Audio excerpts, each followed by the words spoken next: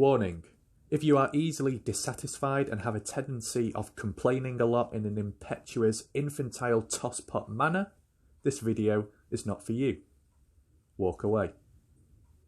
Enjoy. Okay. Hi, welcome back to the channel. So before I get into this video, one thing I would like to say is that because I've not been uploading as frequently recently, it's simply down to the fact that I've come to a drought. There's only so much I can talk about and discuss in terms of the footage, in terms of certain websites and what's available. Eventually you do get towards the end and there's not much else you can do. Now on a sideline, yes, there could be an endless amount of videos solving stuff, but that doesn't get anywhere. And in fact, I think it basically attracted spineless, disloyal twats to this channel. So that's another reason why I'm not going to be touching any of them. So yeah, I thought I'd just say that now because I don't want to waste people's time and I don't want to give off false hope. I'm still going to make videos, but they're not going to be on this topic. Okay, I'm just clearing that up right now. On a side note though, what I did find, which I completely forgot about, I think I was talking about it in one of the videos, was I needed a mic, maybe make the audio slightly better or a bit louder if there's sounds in the background or there's music. And I remember I had these, which is in fact a gaming headset which does work with mobile, surprisingly, and the that's what the thing goes into, so it's quite good and it works. I'm going to be using it in this video today. See if you notice. Yes, there will be people saying, oh, he's not a £150 mic, it's nothing, it doesn't do much. But you know what, it's better than nothing. So basically, let's get into the video.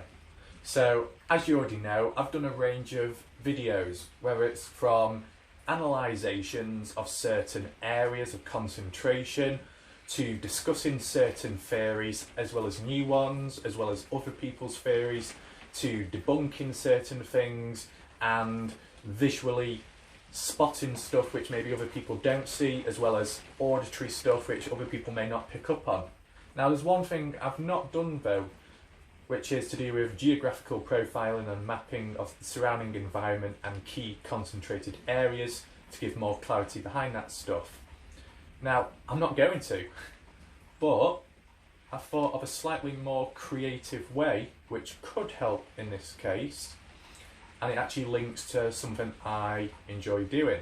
Now, I'll get into that very shortly, but linking back to the video which started all this off in terms of me thinking of this, because I feel that I am the only one to think like this and produce a video like this, because I've not seen any other videos, is it links back to M-Cave Keyhole Revisited Part 1.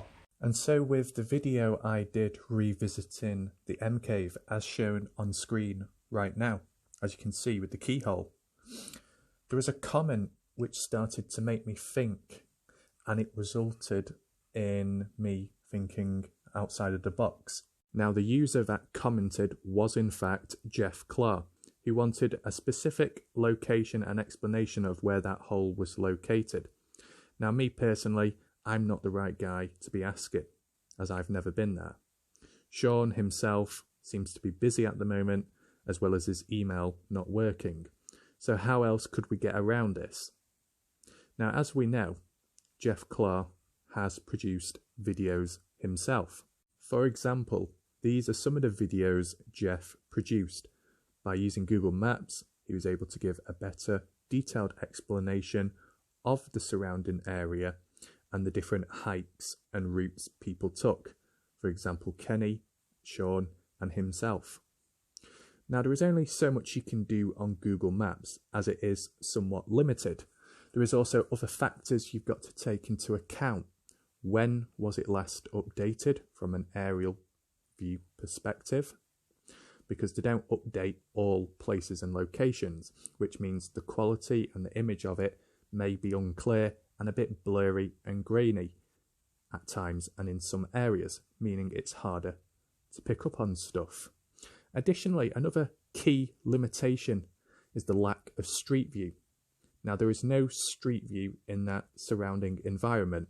And even other countries like North Korea, I think, don't have street view for certain reasons, obviously. That can be quite restricted because street view allows you to be able to see what's on the ground, the side of rocks and cliffs, and get a better understanding of where you're going and what you should be looking at. So what other way is there?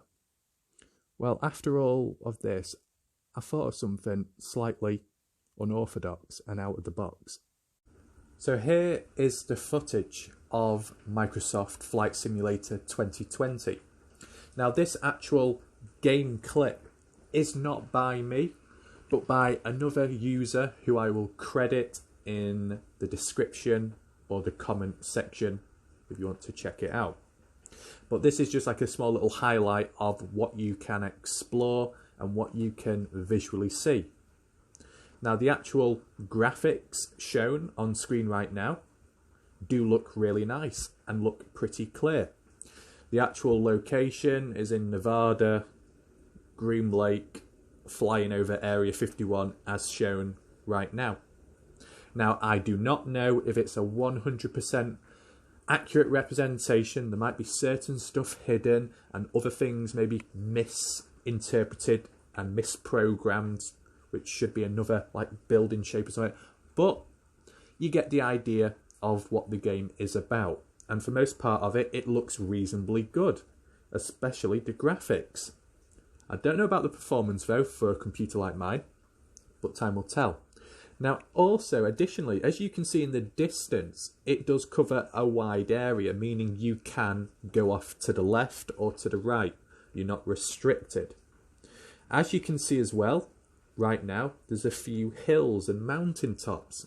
Now, I don't know if there's enough of them or if they're in the right location, but if they are, that could be a good way of determining where you should be and try and find similarities between the real footage and in-game footage to try and pinpoint where you need to be. So yeah, overall it looks reasonable. I don't know if the desert and the terrain's going to be completely flat because it's very sparse and open, but on closer inspection it may be different. But as you can see, there is ridges on ground level as well as slightly raised areas, so you might be surprised at the level of detail and depth. Now, the main reason why I thought it was worth showing this is because, like with what Jeff said, a clearer understanding of where the exact hole is, where this covered up cave is. Do they have any link? Is there enough width and room from a bird's eye view to determine could there be tunnels and other stuff going within in terms of looking at, you know, the width of the mountains? So yeah, you never know. This might reveal something you can't see on Google Earth. So yeah. As seen in the footage, you can in fact fly over Area 51 without consequences, and the actual environment itself in the desert is near to where Kenny disappeared, so you'll be able to cover all of that as well. You can even visit the likes of Antarctica, as well as going to other countries to see key landmarks. You can even fly over your own house and former high school, as well as crash into it, which I would definitely do. So yeah, with this level of openness and freeness, you can do more and you can have a lot more fun. And the actual mapping of it all is a bit like Google Earth, Google Maps, Street View in a way, because you can go to street level in Flight Simulator and use a free camera to move around and have a look at all the stuff. So if I was playing the game now, and I was in Nevada, I was in that desert area where the M cave is, or like the mine shaft, I could fly low to the ground, pause the game or something, use the free camera and actually have a look round on ground level to see if I could find any key areas that stand out in similarity and kind of get a different understanding and perception of that place. So yeah, it's different. Now, I know it's not going to be perfect, it's not going to be a 100% full-on accurate representation, but guess what?